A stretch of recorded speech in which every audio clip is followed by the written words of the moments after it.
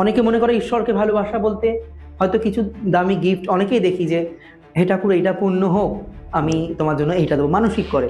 কেউ সোনাদানা, কেউ শাড়ি বা কোনো বস্ত্র বা খাদ্য দেবো। তাহলে কিন্তু প্রকৃত ঈশ্বরকে ভালোবাসা বলতে কি এইটাই ঠিক বোঝায়? ঈশ্বরকে ভালোবাসতে হলে আমাদের শাস্ত্র বলেছেন 5টি পদ্ধতিতে ঈশ্বরকে ভালোবাসা যায়। 5টি পদ্ধতি। আচ্ছা। একটা হচ্ছে শান্ত ভক্তি, একটা হচ্ছে দাস্য ভক্তি, একটা হচ্ছে সখ্য ভক্তি, আর একটা বাৎসল্য ভক্তি, এবং পঞ্চম হলো মধুর ভক্তি। মধুর ভক্তি। এই 5টা ভক্তির মাধ্যমে ঈশ্বরকে লাভ করা যায়, ঈশ্বরকে ভালোবাসা যায়, ঈশ্বরকে বেঁধে ফেলা যায়। তো প্রত্যেকটি থেকে প্রত্যেকটি শ্রেষ্ঠ। যেমন আমরা প্রথম বলছি শান্ত ভক্তি। শান্ত ভক্তির চেয়ে দাস্য ভক্তি শ্রেষ্ঠ।